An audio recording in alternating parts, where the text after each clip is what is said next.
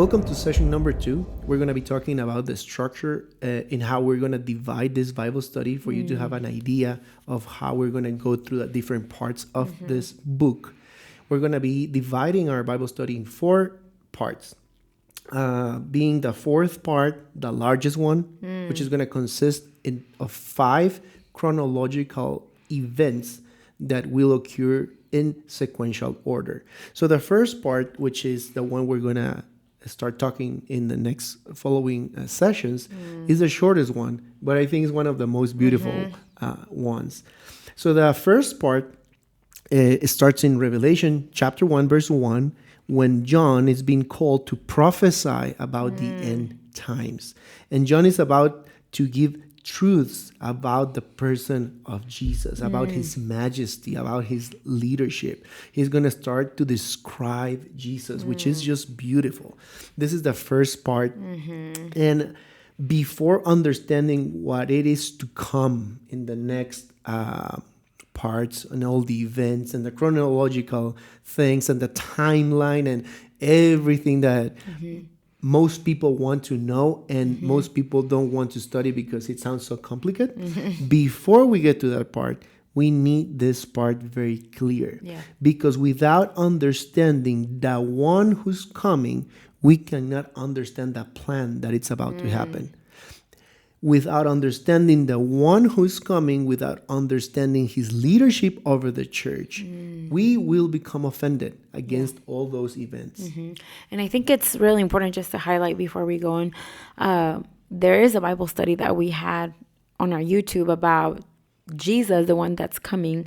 And if you can go and listen to that when you have time, it's really important to know him, to know Jesus, to know the one that is coming, because many times people don't speak about the justice of the Lord. People don't talk about the one who's going to judge the nations. They only talk about him as, the God of love, which is true, but it's also true that he is coming to judge the nations. And so please open your heart, because what you were saying is so good. We want to know him, the person who is coming. So that was part 1. Part 2, it includes chapters 2 and 3 of Revelation. And chapters 2 and 3 talks about the 7 churches. Maybe you have heard about the churches of Revelation. It's really beautiful. The 7 churches are one of my favorite ones because it talks about all these instructions that the Lord gave to these churches to overcome sin, so that they can walk as mature, so that they could reject or renounce sin. He also encourages them, saying, you're doing this good and you're not doing this good, so change this. So he calls to repentance the churches. And so this is a picture of what the Lord is speaking to us as the body now, because as you read the 7 churches, you're going to identify your heart with them. And so have your heart open to this part, because it's really, really beautiful. I think that part is critical for the church. We want to become a mature bride. And becoming a mature bride, we need to read those letters and see which areas of our life are. He's going to highlight many things in those 2 chapters. Let's go to part number 3. Part number 3 is amazing. It's chapter 4 and 5. It talks about it gives a description of the throne of God.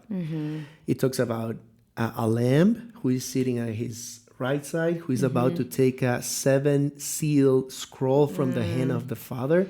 And whenever he opens the first seal, all the judgments, it starts with the first seal.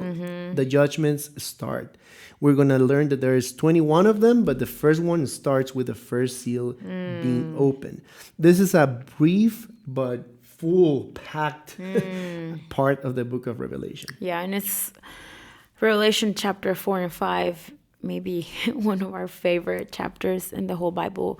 As you see the throne and encounter the beauty of the throne, you're going to be amazed at his majesty. And we're going to spend maybe one session just to make songs and do harp and bowl with these 2 chapters, also with the first 3 chapters. But we want to teach you how you can use this to pray over nations, to pray over groups of people, to pray over your life, and just bless Him with music and with prayer. Yeah, and then part 4, which is the longest part of this book, it involves Revelation chapter 6 to 22, and it includes the Great Tribulation, it includes the judgment on the Antichrist, it includes the battle plan that the Lord has to cleanse the earth from evil. So this is maybe the one that nobody wants to read, because it's so intense. I think most people, they start studying the book of Revelation, and when they get to chapter 6, that's it. They end. This 4th part is it's huge. It's long, and like you were saying, it's the battle plan of Jesus.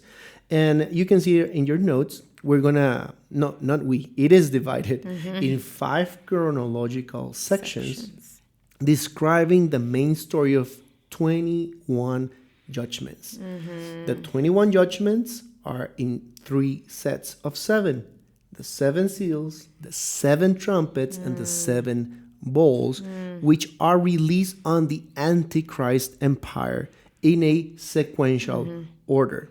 Right. This can be very scary to think about how I'm going to be able to understand that. But the book of Revelation is so beautiful that after each of these chronological sections, there's a chapter where an angel shows up and gives an explanation to John. Because just imagine John seeing all these crazy things happening, having no idea of what's going on. So there's an angel coming to give him an explanation. And these explanations are like a pause in the storyline.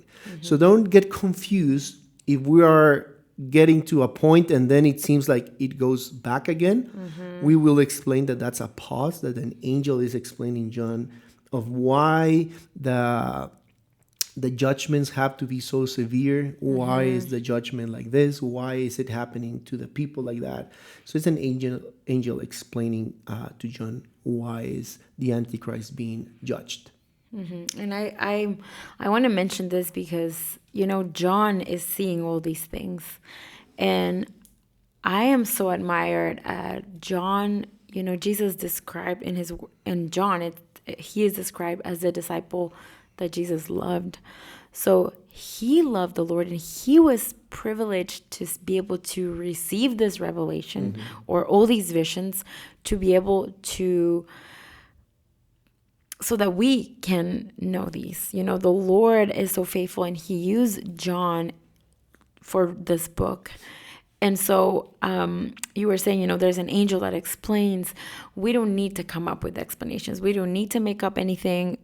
Every explanation is right there. So please know that if you read something and you don't understand, there is an explanation coming after, like you said, in a chronological order. So, we will know why it's so hard, why the judgments are so intense, and, why is this needed? Why is this happening? It will all be explained in the following chapter.